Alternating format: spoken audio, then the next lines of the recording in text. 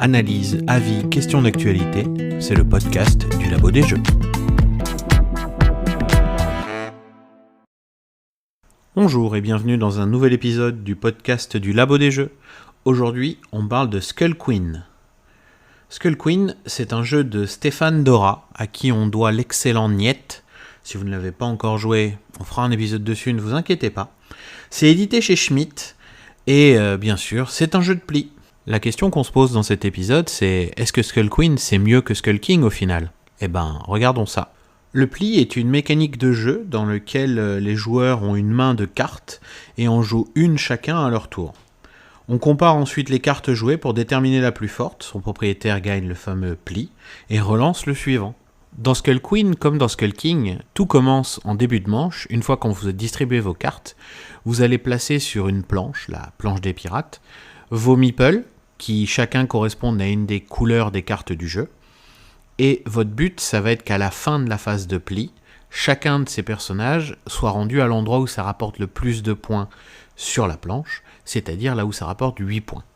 Le petit détail embêtant, qui va rajouter une bonne dose de chaos dans le jeu, c'est que si un joueur joue un 8, et ben dans cette couleur-là, le meeple avancera de 2 fois vers l'avant, ou alors si un joueur joue un 5, le meeple descendra de 2 fois sur sa planche. À partir de là, le jeu devient un peu chaotique, mais surtout beaucoup plus intéressant, puisqu'il devient bien compliqué de réussir à anticiper les mouvements de ces meeples tout au long de la phase de pli, sachant qu'en plus, point de détail supplémentaire, si un joueur, n'ayant pas la couleur demandée, joue une autre couleur et ne joue qu'une carte seule, il n'y a pas de comparaison et cette carte est placée au centre de la table. Elle rentrera en comparaison avec d'autres cartes qui pourront être jouées sur les plis suivants.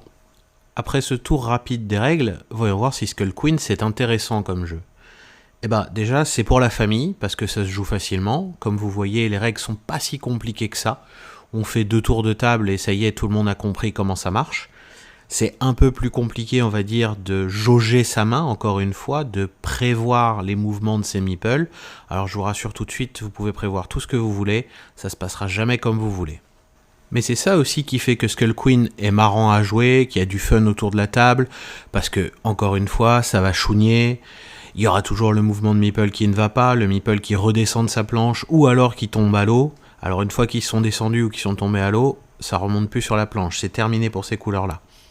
Et donc, on va avoir des joueurs qui, encore une fois, vont se plaindre, et c'est ça qui met une bonne ambiance autour de la table et qui fait que tout le monde rigole au final.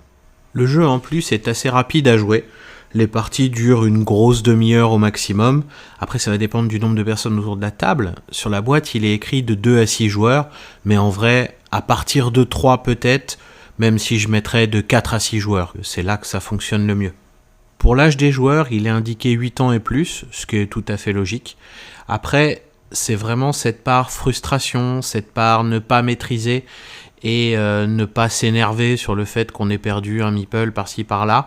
Cette autodérision même, je dirais, qui va faire qu'un joueur peut commencer à y jouer à 8 ans ou à 10 ans. Et au final, ce Skull Queen, il fait pas doublon. On est vraiment loin de Skull King et on est sur 2 jeux qui peuvent vivre l'un à côté de l'autre sans aucun problème. La promesse était pourtant pas terrible, que ce soit le nom qui est très proche, la direction artistique qui est elle aussi très proche et puis qui est vraiment pas jolie. Mais bon, les jeux allemands on connaît, on sait ce qu'ils font. Ou alors tout simplement la mécanique, les 2 font du pli, donc on pourrait se dire ça me sert à rien d'avoir le deuxième. Mais au final, très bonne surprise. Je comprends juste pas en fait le marketing autour de Skull Queen, je vois pas ce qu'ils ont voulu faire. Et au final, ce Skull Queen, est-ce qu'il est mieux que Skull King ? Non, quand même pas. Skull King reste le patron, il est clairement au-dessus. Les 2 boxent dans la même catégorie. Les 2 sont des jeux de pli pour la famille qui s'expliquent vite pour un moment de fun sur une grosse demi-heure. Ils sont différents sur le reste, mais Skull King reste quand même clairement au-dessus. Et voilà pour le tour du propriétaire de Skull Queen, qui quand même réussit l'exploit de se démarquer du grand frère et d'être un bon jeu. Donc chapeau bas, je m'attendais vraiment pas à ça et je suis très agréablement surpris. J'espère que ça vous aura donné au moins envie d'y jouer, au mieux peut-être de l'acheter. Le jeu ne vaut pas très très cher, on est sur une quinzaine d'euros, ce qui est toujours agréable sur des jeux avec un vrai contenu. C'est tout pour moi, je vous souhaite une bonne journée ou une bonne soirée et à bientôt pour un nouveau podcast du Labo des Jeux. pouvez également nous soutenir grâce à notre Ko-fi, dont on vous met le lien en description. Merci.